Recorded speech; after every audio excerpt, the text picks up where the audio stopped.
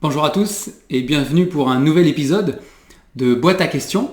Et la question qui m'a été posée et à laquelle on va répondre ensemble est celle-ci. Pourquoi dans certaines Bibles, notamment les Bibles catholiques pour le coup ou œcuméniques, pourquoi est-ce que dans certaines Bibles il y a plus de livres que dans d'autres Bibles? Pourquoi on retrouve des textes, et ça concerne, on va dire essentiellement l'Ancien Testament, pourquoi dans l'Ancien Testament, dans certaines Bibles, il n'y a pas uniquement les livres que nous possédons nous dans nos Bibles, pourquoi il y en a d'autres? Des livres que certains appellent donc des livres apocryphes, par exemple les Maccabées, Judith, etc., etc. Voilà, on va pas faire toute la liste ensemble, il y en a à peu près une quatorzaine, qui parfois sont regroupés pour certains ensemble, donc ça réduit à une dizaine ou une douzaine. Mais voilà, il y a à peu près 14 ajouts dans certaines Bibles par rapport à d'autres. Alors, d'où est-ce que ça vient? On remonte loin dans le temps, on va faire un peu d'histoire. Va falloir suivre avec moi. Donc, on sait donc que l'Ancien Testament a été rédigé en hébreu et en araméen, d'accord? Donc, environ entre 1500 avant Jésus-Christ et 400 avant Jésus-Christ. Ok? Donc, durant cet intervalle de temps, l'Ancien Testament a été composé, a été rédigé par les auteurs, donc dans leurs originaux, on va dire. Après, bien sûr, ils ont été copiés. Ça, c'est une autre histoire. D'accord? Mais voilà, donc, en 400 à peu près avant Jésus-Christ, nous avons les livres que nous trouvons dans nos Bibles, tout simplement. Donc ces livres, ce sont, alors pour pas en oublier, on va prendre le lexique, mais voilà, Genèse, Exode, Lévitique, Nombre et Deutéronome. Ensuite, Josué, Juge, Ruth, 1-2 Samuel, 1-2 Rois, 1-2 Chroniques, ok. Esdras, Néhémie, Esther, Job, Psaume, Proverbes, Ecclésiaste, Cantique des Cantiques, Ésaïe, Jérémie, Lamentation de Jérémie, Ézéchiel, Daniel, Osée, Joël, Amos, Abdias, Jonas, Michée, Nahum, Habacuc, Sophonie, Agé, Zacharie, Malachi. Ok? Donc, voilà, vous avez cette liste de livres qui, en 400 avant Jésus-Christ, du coup, ont été, à peu près 400 avant Jésus-Christ, à peu près, ont été totalement rédigés. Et donc, pour les Juifs, constituaient et constituent toujours les écrits inspirés de Dieu. Ce sont ces écrits-là, et ce sont les seuls écrits que les Juifs judaïques reconnaissent et ont toujours reconnu comme inspirés de Dieu, venant directement de Dieu comme étant la parole de Dieu. Et puis on avance un peu dans le temps et on se retrouve en 270 avant Jésus-Christ. Et un des résultats, on va dire, des conquêtes d'Alexandre le Grand, c'est que tout le monde parle grec. C'est la langue culturelle de l'époque, c'est la langue dans laquelle tout le monde peut plus ou moins s'exprimer et communiquer, et c'est aussi la langue intellectuelle et littéraire.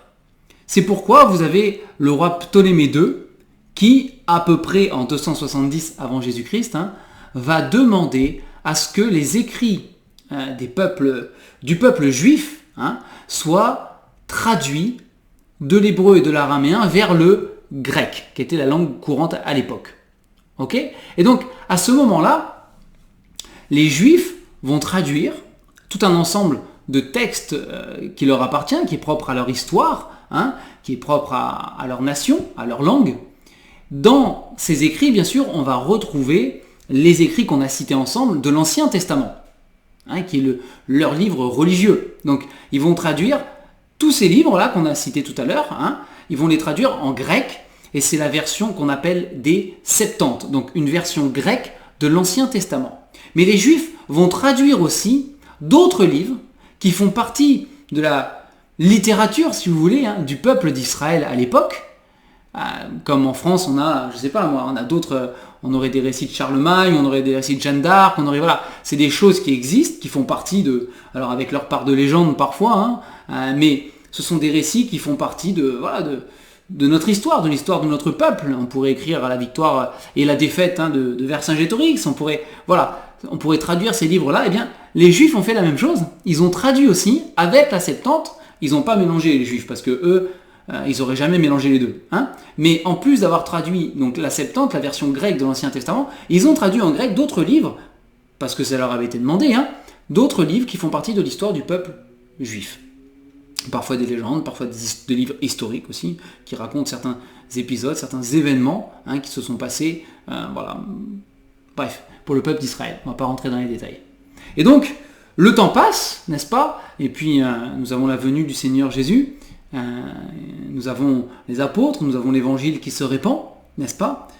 Et puis, en 383, 382, 383 après Jésus-Christ, il est demandé à un érudit qui s'appelait Jérôme de traduire les textes de l'Ancien Testament et du Nouveau Testament, qui étaient donc, pour l'Ancien Testament, en langue originale hébreu et araméen, puis en version des Septante, hein, et puis pour le Nouveau Testament, en version des Septante du coup en grec, et puis pour le Nouveau Testament en grec, on lui demande de traduire tout ça en latin.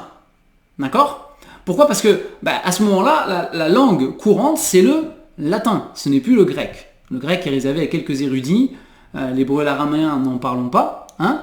Donc on lui demande de traduire tout ça en latin. Sauf que, quand on lui demande de traduire en latin, on va se concentrer nous sur l'Ancien Testament, d'accord hein. Quand on lui demande de traduire l'Ancien Testament, on lui demande de traduire l'Ancien Testament plus les livres qui avaient été traduits, ou certains livres qui avaient été traduits en grec en 270 avant Jésus-Christ, d'accord, et qui ne faisaient pas partie de ce que les Juifs reconnaissaient comme inspiré de Dieu, mais qui étaient des livres de l'histoire du peuple juif. On lui demande de traduire les deux et de mettre tout ça dans la Bible. Ok? Donc, alors ça peut nous sembler bizarre comme demande, mais c'est ce qui a été demandé à Jérôme. Alors Jérôme, a priori, il n'était pas hyper motivé hein, pour mélanger tout ça. Néanmoins, il a quand même traduit tous ses livres. Et dans la Vulgate, donc dans l'édition latine, si vous voulez, hein, dans la traduction latine de la Bible, vous avez donc l'Ancien Testament, qui correspond à ce que nous on a, plus en latin, du coup, hein, ces fameux livres qui sont rajoutés, qui sont en plus, qui font partie de l'histoire du peuple d'Israël, et le Nouveau Testament aussi, bien sûr, dans cette édition de la Vulgate. Mais Jérôme avait mis une petite mention au-dessus des livres, d'accord, qui étaient par les Juifs pas reconnus du tout comme inspirés de Dieu, donc tous ces fameux livres qui existent en plus dans certaines Bibles, comme les Bibles catholiques ou œcuméniques, hein, les Maccabées et d'autres, par exemple. Voilà, hein. Ces livres-là viennent de là, c'est-à-dire qu'ils ont été incorporés à la Bible, intégrés à la Bible, au moment où Jérôme a traduit tout ça pour faire une édition en latin, qui est la Vulgate. Et comme je dis, Jérôme, lui, n'était pas pour mélanger les choses, a priori, hein, et en tout cas, il a mis une petite mention hein, dans sa traduction, au-dessus des livres qu'on appelle donc apocryphes, donc cachés, voilà, qui ne sont pas des livres inspirés de Dieu. Il a mis cette petite mention: tout ouvrage qui ne figure pas parmi les 24 livres de la Bible hébraïque doit être considéré comme apocryphe, c'est-à-dire non canonique. Donc ce qu'il a dit en gros, hein, si je vous résume et je vous traduis ce qu'il dit, il dit en gros que tous ces livres qui ont été rajoutés, qui ne font pas partie des 24 livres reconnus par les Juifs, hein, qu'on a cités tout à l'heure, eh bien tous ceux qui sont en plus dans la Vulgate sont des livres qui ne sont pas considérés, qui ne doivent pas être considérés comme des livres inspirés de Dieu. Ils ne sont pas la parole de Dieu. En gros, si je schématise le truc, c'est comme si on décidait de rajouter dans la Bible l'histoire de la guerre des Gaules écrite par Jules César, en plein milieu. Et qu'on disait, attention les amis, ça c'est pas la parole de Dieu, hein, c'est de l'histoire quoi, ok? Ben, c'est ce qu'il a fait Jérôme, il a mis cette petite mention. Et puis le temps va passer, et puis l'Église catholique va régner en maître hein, sur l'Empire romain, et puis etc., dans les empires qui vont se succéder, les royaumes qui vont se succéder. On va pas faire trop d'histoire ici, après voilà. Mais on arrive en 1517 avec un mouvement qui est initié de la part de Luther, qui est le mouvement de la réforme protestante. Et donc 1517, 1522, c'est des dates qui sont clés pour cette réforme. Et donc un certain nombre d'érudits croyants vont se détacher de l'Église catholique, vont sortir de l'Église catholique, ils vont se faire mettre à la porte par l'Église catholique parce qu'ils remettent en question les dogmes et les doctrines, les fondements de l'Église catholique, en disant mais non, nous qui avons lu la Bible, on trouve autre chose dans la Bible. Et notamment, ces gens-là vont mettre l'accent sur le fait que ces fameux livres dont Jérôme a écrit au-dessus, eh bien voilà, attention, et on ne doit pas les considérer comme inspirés de Dieu, ça. Ils vont commencer à mettre de côté ces livres-là, à les mettre vraiment bien à part en disant non, ils vont appuyer sur le fait que les seuls vrais livres qui sont exactement, parfaitement la parole de Dieu, ce sont ceux qui sont reconnus par les Juifs. On parle de l'Ancien Testament. Ceux qui sont reconnus par les Juifs et pas les autres.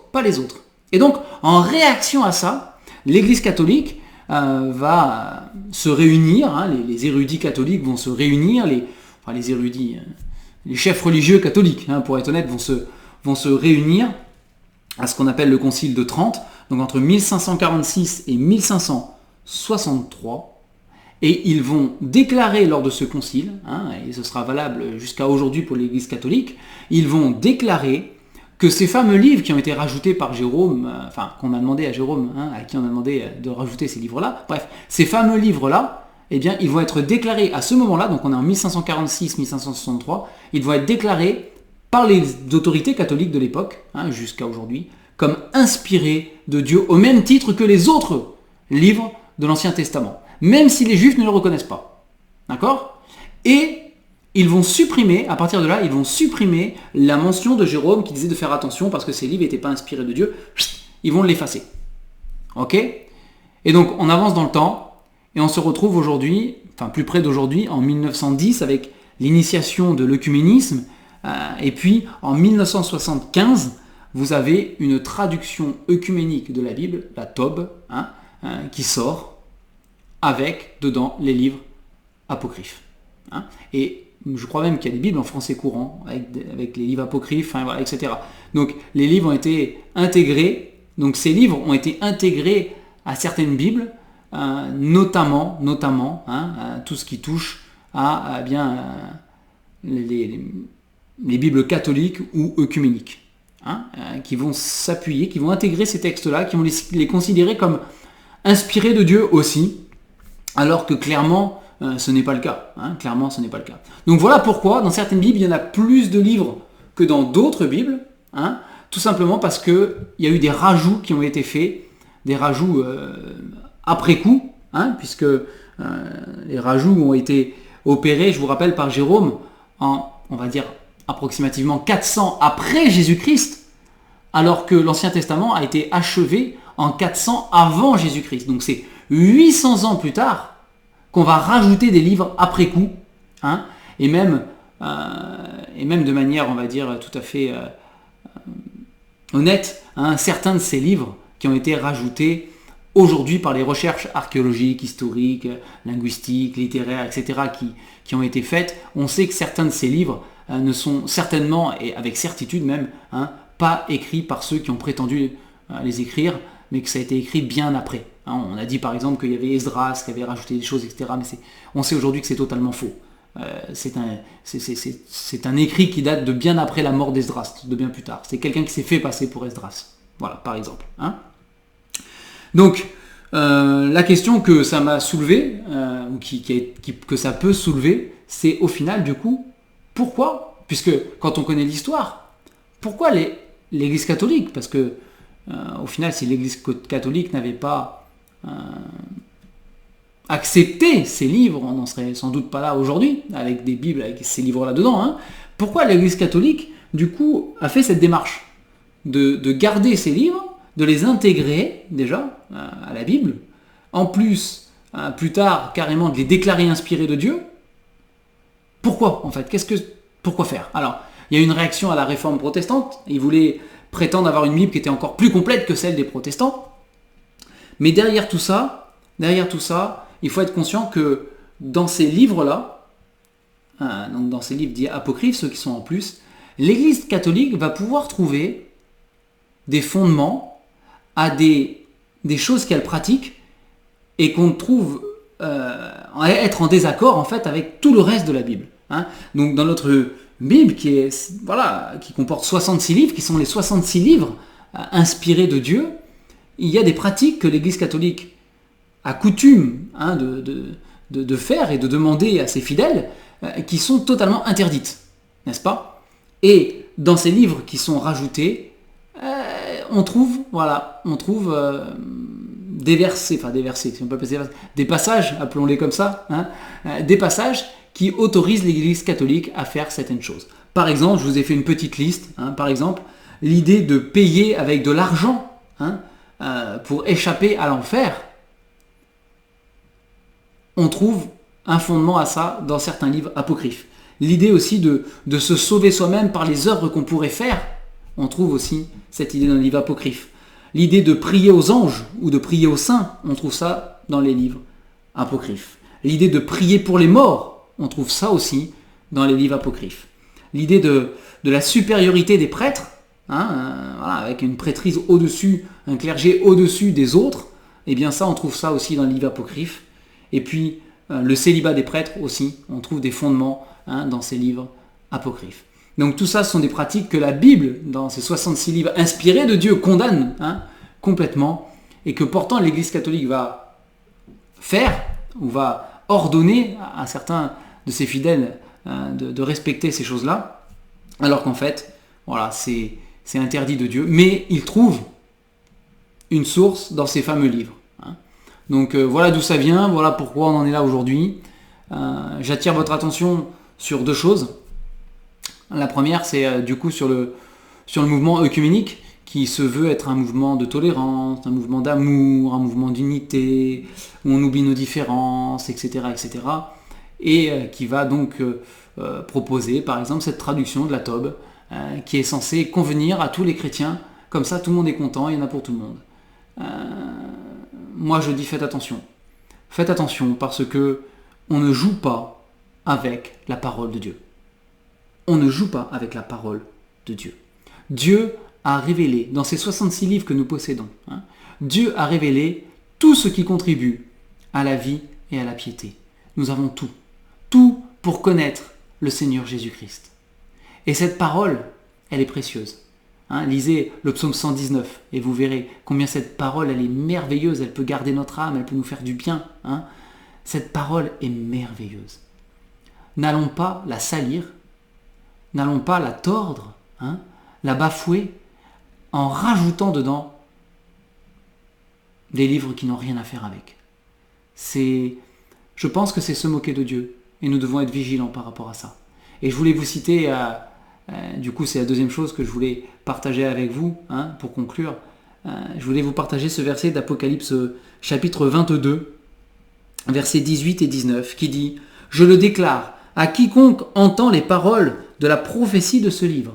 Si quelqu'un y ajoute quelque chose, Dieu le frappera des fléaux décrits dans ce livre.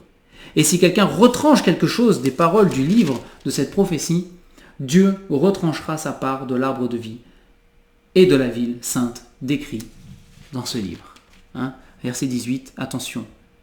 Si quelqu'un y ajoute quelque chose, Dieu le frappera des fléaux décrits dans ce livre.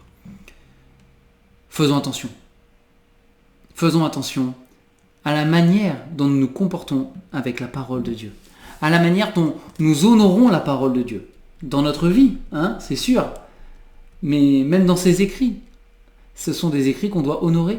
C'est la parole de Dieu, c'est Dieu qui parle à l'homme. Et donc, prenons garde à la manière dont nous nous comportons.